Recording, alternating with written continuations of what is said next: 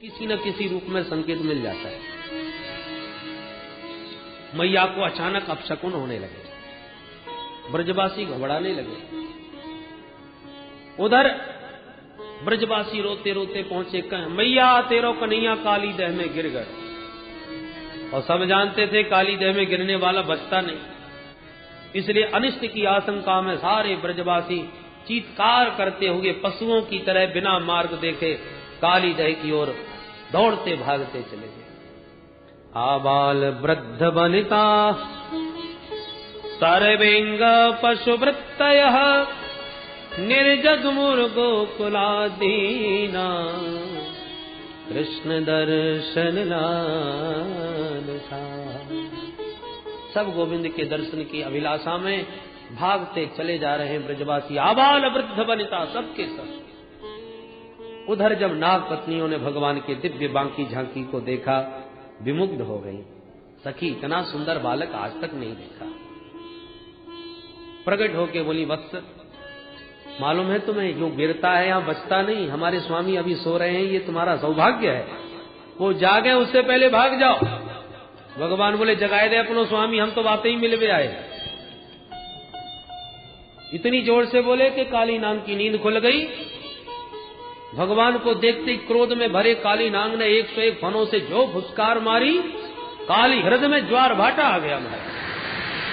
हलचल मच गई पूरे हृदय में। ब्रजवासी और ज्यादा चीखने चिल्लाने लगे, ये क्या हो गया, लगता है काली नाग जग गया। परंतु जब तक भगवान सावधान होते तब तक तो काली नाग ने एक छलांग मारी और भगवान को अपने शरीर में लपेट लिया। इसलिए सर्प का एक नाम है भोगी, जिसके शरीर को लपेट ले उसके प्राण लेके छोड़ता है। नाग का पास बड़ा प्रबल है, नाग पास से बचना बड़े बड़े वीरों के लिए कठिन हो जाता है। इसलिए युद्ध में नागपास बहुत प्रसिद्ध है। मेघनाथ ने बांधा था श्री रामभद्र को नागपास से, तब गरुड़ जी को जाकर के खोलना पड़ा, तो मोह हो गया। अब गरुड़ जी को ये कैसे, भगवान हमने इनको मुक्ति किया। परमात्मा दुनिया को मुक्ति देते हैं और इन परमात्मा को हमने मुक्ति दी। गरुड़ जी पड़ गए चक्कर में। भगवान की लीला इतनी विचित्र होती है तो बड़े बड़े प्रबुद्ध जन भी व्यामोहित हो जाते हैं, बिरले ही संभल पाते हैं। इस रंगमंच पर अभिनेता वही सफल है जो जीवंत अभिनय करे।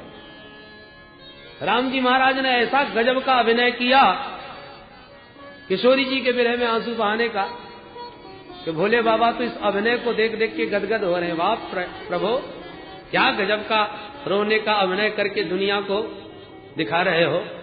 पर सती मैया आंखें फाड़ के देख रही, वो अपनी पत्नी के विरह में रो रहे हैं और ये सच्चिदानंद कह के दंडवत कर रहे हैं। ना सत्य है, ना चित्त है, ना आनंद है, और ये सच्चिदानंद कह करके प्रणाम कर रहे हैं मेरे भोलेनाथ। सती जी को लगा मुझे ये बात नहीं जच रही। भोलेनाथ हंस के बोले, देवी जी चक्कर में न पड़ो, ये रंगमंच पर लीला चल रही है और मेरे प्रभु इस समय गजब का अभिनय कर रहे हैं। अभिनय को देखो, उसका आनंद लो, धोखे में न पड़ो। अभिनेता वही सफल है जो अभिनय करते समय अपने वास्तविक रूप को बिल्कुल भूल ही जाए और जो अभिनय कर रहा है उसी में तद्वद हो जाए। राम जी आज ऐसा अद्भुत अभिनय किए, और कितना भी तल्लीन हो जाओ भाई, इतना तो ज्ञान रहता है कि हम राम प्रकाश है। वो तो हरिश्चंद्र का नाटक कर रहे हैं इसलिए रो रहे हैं, या वो दिखा रहे हैं लीला। तो बोध तो होना चाहिए अपने स्वरूप का। सफल अभिनय। परंतु श्री भगवती सती को विश्वास नहीं हुआ, परीक्षा लेने पहुंची गई, किशोरी जी का रूप बना के पहुंच गई। और अब तक जो रोते रोते जा रहे थे रामभद्र, उन्होंने जब सती जी को देखा तो तुरंत प्रणाम किया। आओ माता जी, भोलेनाथ कहाँ हैं। होश उड़ गए सती जी के। राम राम, अभी अभी रो रहे थे और मुझे देखते ही दंडवत करने लगे, जबकि मैं तो सीता जी के रूप में खड़ी हूं। अब समझ में आ गई बात कि ये सचमुच लीला कर रहे थे, केवल अभिनय था। तो अभिनय प्रभु का इतना विचित्र होता है कि सब चक्कर में पड़ जाते हैं। गरुड़ भी चक्कर में पड़ गए, राम जी को मैंने खोला। तो नाग का पास बहुत प्रबल होता है। आज इस काली नाग ने मार झपट्टा लपेट लिया भगवान को अपने अंग से। शरीर से। पर ब्रजवासियों को रोते चीखते जब भगवान ने देखा तो प्रभु को लगा अब ज्यादा लीला करना ठीक नहीं कूद पड़ेंगे अभी।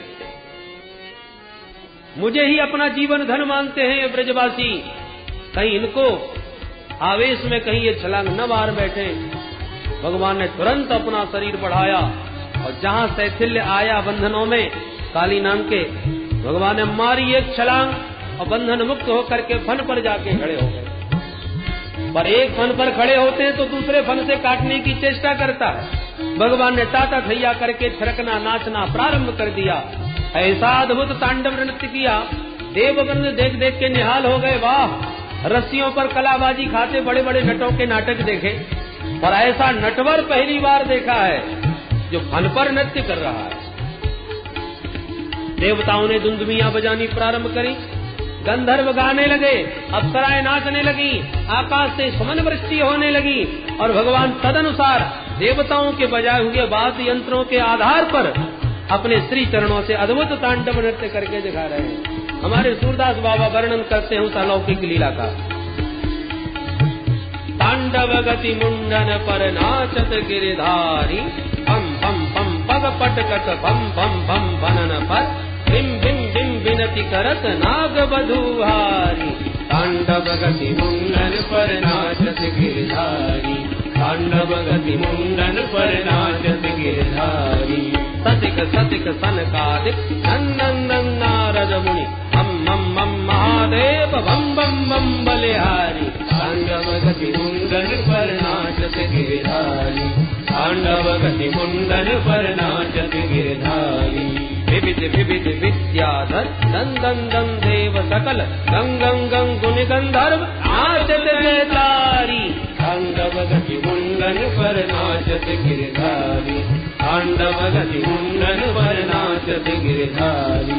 सूरदास प्रभु की वाणी किंग किंग छिनहु न जानी, धन धन धन चरण परत गिर भय भयहारी। तांडव गति मुंडन पर नाचत गिरधारी, तांडव गति मुंडन पर नाचत गिरधारी, नाचत गिरधारी, नाचत गिरधारी। बोल काली मर्दन भगवान की जय। यदि यदि शिरो न नमतिंग सतैक शीष्ण, तत्तन ममर्द खर दंड धरोंघ्रि पातई। जितने फन काली नाग ने काटने के लिए ऊपर उठाए वो 101 फन भगवान ने सबके सब रक्त रंजित कर दिए। काली नाग समझ गया, जिसको मैं नन्हा सा बच्चा समझ रहा था इसके तो पेट में दाढ़ी निकल पड़ी। थोड़ी देर तक और नाचते रहे तो हमारी तो हो गई छुट्टी। भगवान की भगवत्ता को जानते ही काली नाग मन ही मन प्रभु को प्रणाम करने लगा।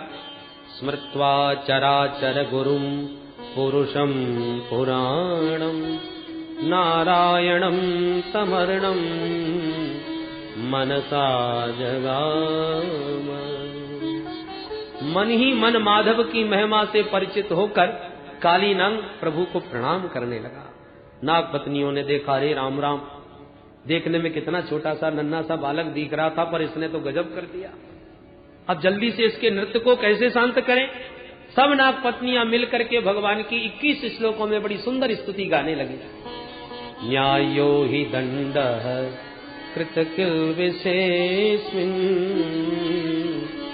तवावतार खल निग्रहाय।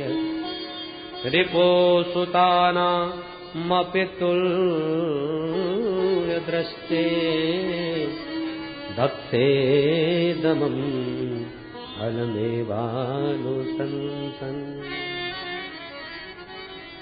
सभी नाग पत्नियां कहती हैं, प्रभु आपका अवतार ही दुष्टों का दमन करने के लिए हुआ है। हमारे स्वामी जी को भी बहुत अभिमान था, आज आपने उनका भी अभिमान तोड़ दिया। अरे आप तो समदर्शी हो, कौन पुत्र कौन शत्रु, आप तो सब पर एक समान दृष्टि रखते हो। आपके तो क्रोध में भी कृपा ही छुपी रहती है, न्यायाधीश के दंड में भी सुधार की भावना निहित रहती है।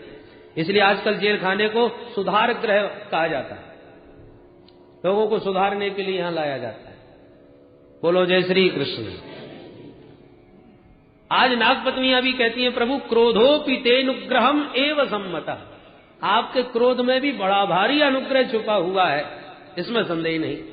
भगवान बोले तुम्हें कहां से अनुग्रह दिख रहा है? नृत्य कर करके तुम्हारे स्वामी जी के सबरे फन फोड़ दिए, लूहलुहान कर दिया, और तुम कह रही हो हमने बड़ी भारी कृपा करी। कौन सी कृपा तुम्हें दिखाई पड़ी?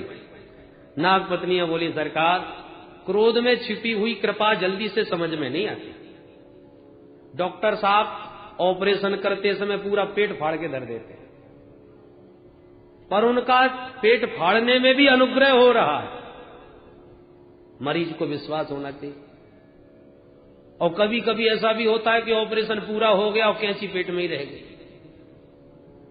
अब दोबारा करना पड़ेगा, ऐसा भी हो जाता है। पर वो कुछ भी करे, मरीज को विश्वास करना पड़ता है, भैया इसने जानबूझ के कुछ नहीं किया, अब गलती हो जाए अनजाने में हो जाए।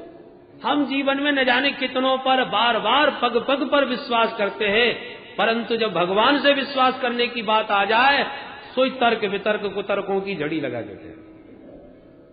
परदेश में जाते हैं, आज से पहले कभी नहीं गए, नया शहर, नए लोग, स्टेशन पर उतरे, अब हमको टैक्सी करना है पते पर पहुंचने के लिए। क्यों भैया ये जगह देखिए? बोले हाँ देखिए, वहां चलना है, ले चलोगे? बिल्कुल चलो, बैठो। अब तुम्हें कहीं विश्वास न हो कि भगवान जाने कहां लेके पहुंच जाए, तो बोलो पहुंच सकते हो पते पर क्या करें, बाध्य हो कि आपको विश्वास करना पड़ेगा। विश्वास करके बैठोगे तभी लक्ष्य तक पहुंचोगे, विश्वास करना पड़ा। नाई की दुकान पर आराम से कुर्सी पर टिक के बैठ जाते, भैया जरा फटाफट बना, अब पहना सब उस तरह गले पर घुमा रहा है, और आप निश्चिंत होकर के आंख बंद करके बैठे हो। कितना विश्वास है महाराज, गले पर छुरा चल रहा है, परंतु विश्वास है दाढ़ी ही बनाएगा, गला नहीं। सैकड़ों जगह पग पग पर हम विश्वास करके जा रहे हैं समाज संसार में, और परमात्मा पर ही विश्वास करते समय हमारी बुद्धि खुरापात पैदा करती है। क्रोधोपि तेनुग्रहम एव सम्मतः। आज नाग पत्नियां विश्वास पूर्वक कहती हैं प्रभु आपके क्रोध में भी अनुग्रह छुपा हुआ है। कैसे? बोले देखिए सरकार, आपके श्री चरण कोई साधारण नहीं है, ये वो चरण कमल है जिससे भगवती भागीरथी गंगा प्रवाहित हो रही है, जो त्रिभुवन को पावन कर रही है, बड़े बड़े पापियों का पाप धो रही है। भोले बाबा ने कितनी आराधना उपासना करी आपकी, तब जाके आपने उनके सिर पर अपना चरणोदक रखा, चरण नहीं रखा। बलि ने त्रैलोकी की संपदा आपको दान कर दी, न्योछावर कर दी, तब जाके एक चरण आपने बलि के माथे पर रख दिया। पर बड़भागी तो हमारे स्वामी जी हैं, जिनको न यज्ञ करना पड़ा, न दान देना पड़ा, न तप करना पड़ा, न घर छोड़ के वन में जाना पड़ा। आप स्वयं चल करके हमारे घर में आए गए, और एक नहीं अपितु दोनों चरण कमलों को हमारे स्वामी जी के माथे पे लाके रख दिया। अब बोलो महाराज आपकी कृपा नहीं तो और क्या है? देखने में तो आप क्रोध करते नजर आ रहे हो, पर जो चरण कमल योगी ध्येयांघ्रि पंकजम, बड़े बड़े योगी जिन चरण कमलों की नख चंद्रिका का ध्यान करते हैं और एक झलक मिल जाए तो अपने को कृतार्थ मानते हैं। आज मेरे स्वामी जी के तो सिर पर आपके दोनों चरण कमल स्थापित हो रहे हैं। ये आपकी अपूर्व कृपा नहीं तो और क्या है, अहेतु की अनुग्रह नहीं तो क्या। भगवान बोले वाह, बड़ी गजब की बात करी देवी, हम तुमसे बड़े प्रसन्न हैं, तुम्हारी भावना से प्रसन्न हो गए। बोलो क्या चाहती हो? नाग पत्नी बोली सरकार हमको कुछ नहीं चाहिए, हमारे स्वामी जी को आपके दोनों चरण मिल गए, हम तो आपके चरणों की केवल रज चाहते हैं, चरणों की धूल मिल जाए और हमें कुछ नहीं चाहिए।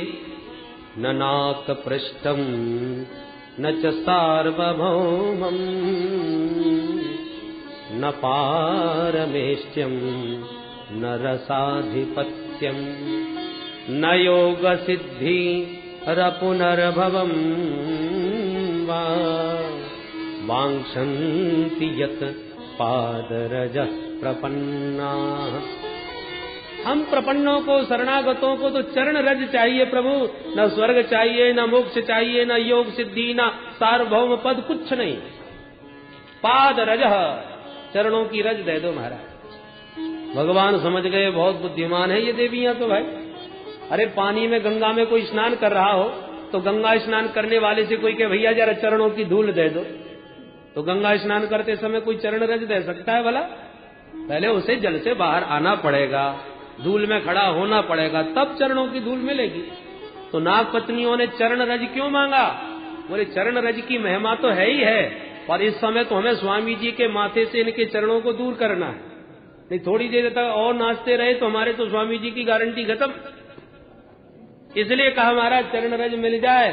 प्रभु प्रसन्न हो गए और फिर स्पष्ट भी कह दिया, पति प्राण प्रदीयताम, पतिदेव के प्राणों का दान कर दो महाराज। भगवान उन नाग पत्नियों की भावना से प्रसन्न होकर बोले, अच्छा जाओ, तुम्हारी प्रीति को देखकर, तुम्हारी भावना को देखकर इसे माफ कर देता हूं। और जो फन से नीचे उतरे के काली नाग फन फुसकार के फिर खड़ा हो गया। भगवान सावधान होके बोले, देवियों देख रही हो, तुम गिड़गिड़ा रही हो, ये अकड़ दिखा रहा है। नाग पत्नियों ने इशारा किया, माथा झुकाओ जल्दी, बड़ी मुश्किल से राजीनामा हुआ है, अभी ठुमका मारना चालू कर देंगे तो लेने के देने पड़ जाएंगे। काली नाग गरजता हुआ बोला, अरे मैं कोई अपराधी हूं जो माफी मांगू? भगवान बोले, क्यों रे, तू अपराधी नहीं है तो कौन है? काली नाग बोला, बताइए मैंने क्या अपराध किया?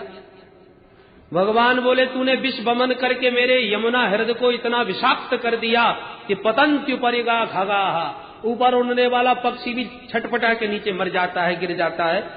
ये तेरा ही अपराध तो है। काली नाग बोला, एक मिनट जरा कहने का मुझे भी तो कुछ अवसर मिले, सफाई देने का मौका अपराधी को मिलना चाहिए। हाँ बोलो, क्या सफाई देना चाहते? बोले सरकार बस यही जानना चाहता हूं, इस दुनिया को बनाता कौन है? भगवान बोले, हम। अच्छा, तो फिर सर्पों को किसने बनाया? भगवान बोले, हमने। तो सर्पों के मुख में ये जहर किसने भरा? भगवान बोले, हमने। तो सर्पों को जन्मजात ये तामसी स्वभाव, क्रोधी स्वभाव किसने दिया? भगवान बोले, हमने। काली नाग बोला, बस हो गया फैसला। तन मन धन सुख संपत्ति सब कुछ है तेरा स्वामी, सब कुछ है तेरा, तेरा तुझको अर्पण, प्रभु जी का प्रभु जी को अर्पण, क्या लागे मेरा। ओम जय जगदीश हरे। सरकार अब निर्णय ईमानदारी से कीजिए, आप न्यायाधीश हो, मालिक हो। जब आपने ही मुझे सर्प योनि दी, मुख में जहर दिया, स्वभाव में क्रोधी बना दिया, तो जो आपने हमको दिया वो हमने आपको दे दिया, तो मेरी गलती क्या रही? मेरा अपराध क्यों आपने सिद्ध कर दिया? वयम खलासहोत्पत्त्या तामसा दीर्घमन्यवः स्वभावो दुस्त्यजो नाथ लोकानाम यद सद्ग्रह। कोई भी अपनी प्रकृति के द्वारा प्राप्त स्वभाव को कैसे बदल ले? मैं अपने स्वभाव को कैसे छोड़ दूं? मेरे मुख में जब आपने ही जहर भर दिया तो मैं मुख में अमृत कहां से ले आऊं? आप चाहते तो आप भी तो इस विष की जगह अमृत की 2 बूंदें डाल सकते थे कि नहीं? आप तो सर्वसमर्थ हो, और अमृत की बूंदें डाल दी होती हम सर्पों के मुख में, तो आज हम भी तो घर घर में पाले जाते, प्यार से लोग पुचकार करके दूध पिलाते, अनुराग करते, स्नेह की वर्षा करते। पर आपने ऐसा जहर भर दिया कि प्यार करना तो दूर रहा, जो देखे वो मुंह कुचल के ही फेंक देता है, कोई जिंदा नहीं छोड़ता हमको। दिया आपने है विष, और दुनिया क्रोध हम पर कर रही है, ऊपर से आप हमें अपराधी कह रहे। भवान ही कारणम तत्र सर्वज्ञो जगदीश्वर, अनुग्रहम निग्रहम वा मन्यसे तद विधेहिनः। आप सर्व समर्थ हो महाराज, अनुग्रह करो या निग्रह, समर्थ को नहीं दोष गुसाई, रवि पावक सुरसर की नाई। समर्थ को नहीं दोष गुसाई, रवि पावक सुरसरी की नाई। आप समर्थ हैं प्रभु, कुछ भी कीजिए। भगवान प्रसन्न हो गए काली नाग के इन तर्कों से और बोले, भाई काली नाग तेरी सारी बातें बिल्कुल सही हैं, परंतु यदि हमने सर्पों को विषैला बनाया तो उन्हें रहने के लिए रमणक द्वीप भी तो बनाया है। तुम्हारे लिए हमने जब विशेष द्वीप का निर्माण किया है जहां सर्प जाति का ही नित्य निवास है, तो तुम अपना वो घर छोड़ करके यहां पर गंदगी फैलाने क्यों आए? काली नाग बोला, ये बात ठीक कही सरकार, पर इसका भी कारण आपका वाहन गरुड़ है। गरुड़ जब रमणक द्वीप पहुंचता है तो तमाम सर्पों को मार जाता है, बात तमामों को खा जाता है। मेरे से उसका झगड़ा हो गया तो मैं यहाँ आके बस गया। भगवान बोले, इतनी बड़ी दुनिया है, यहीं क्यों आए?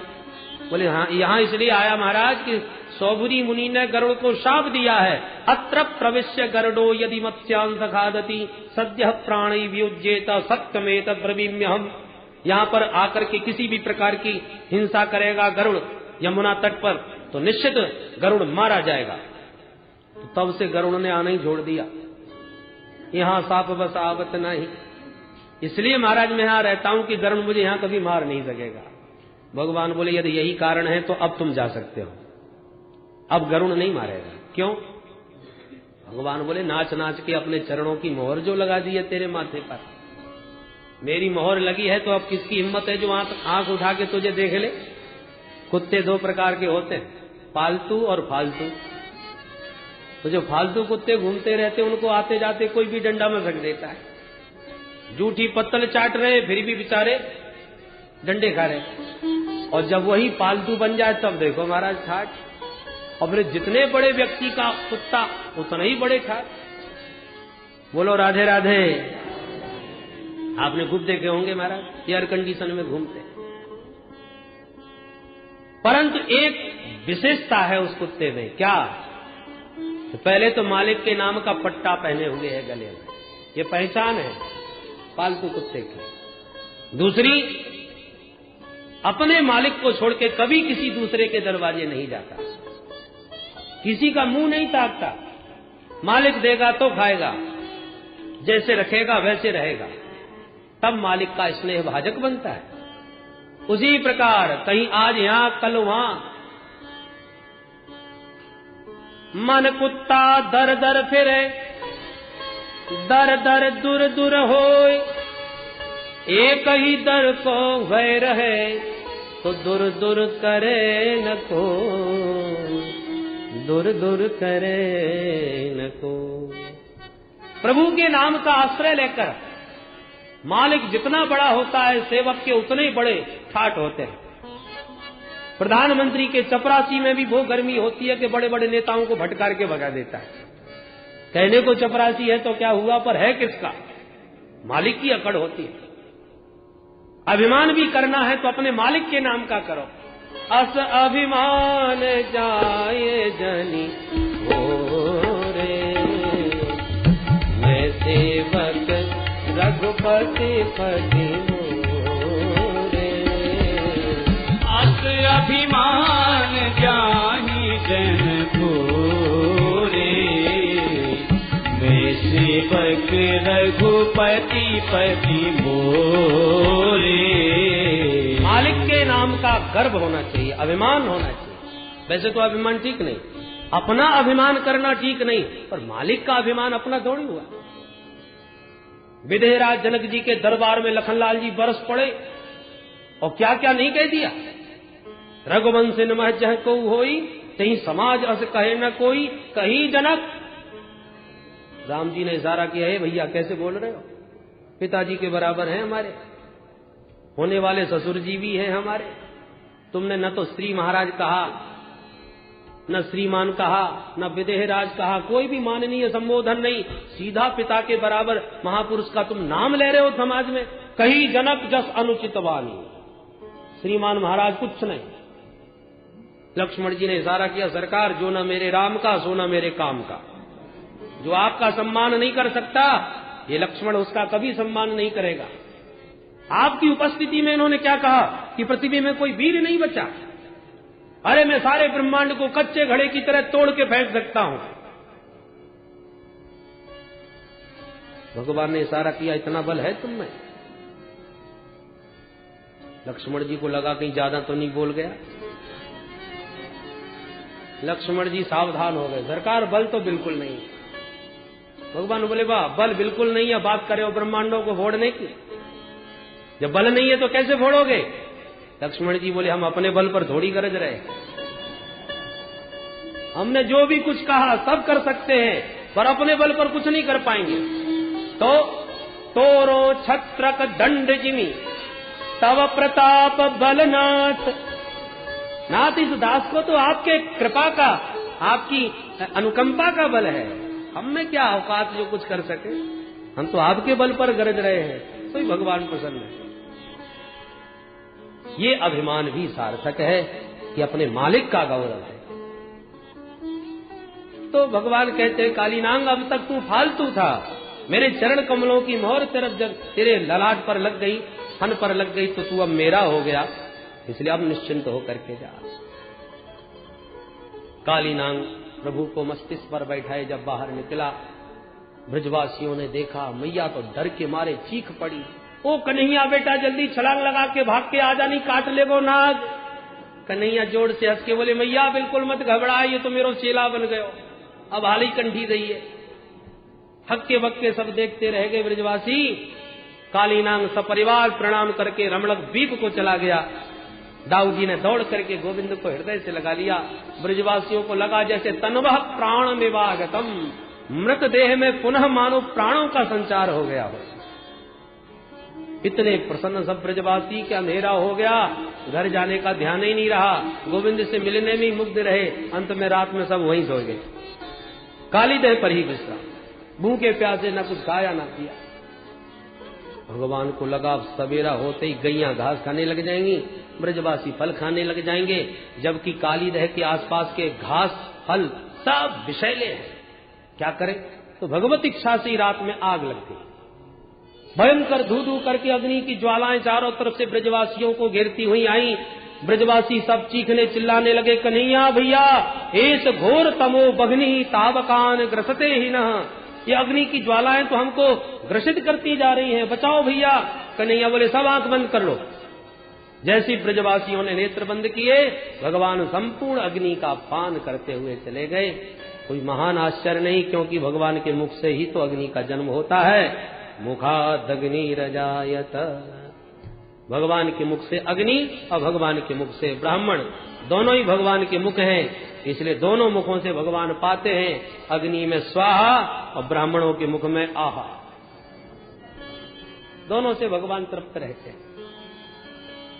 इस प्रकार से भगवान ने ब्रजवासियों की रक्षा करी और कालीनांग का निग्रह किया।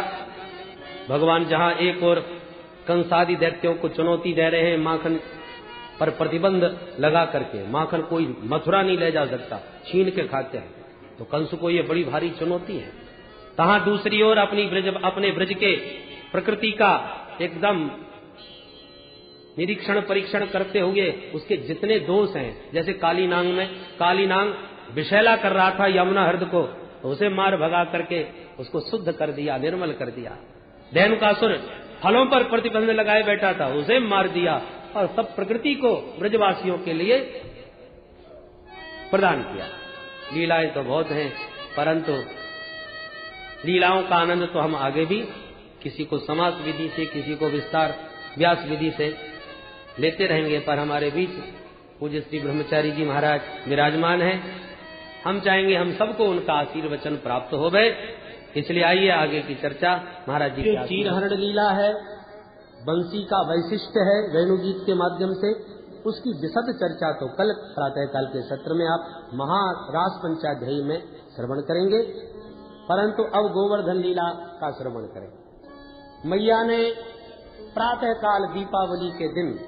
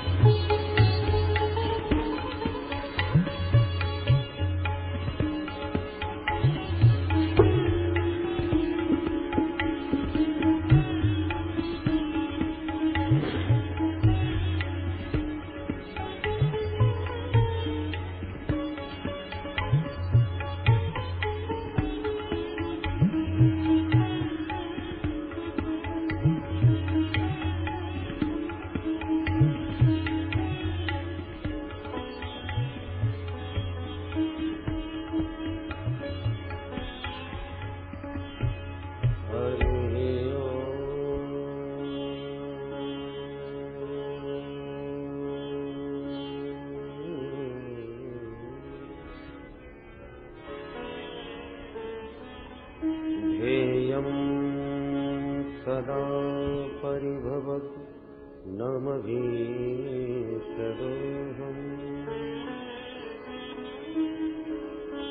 तीर्थास्पदं शिवगिरिं चिनुतं शरणम् भृत्यार्तिहं प्रणतपाद भवाद्रितो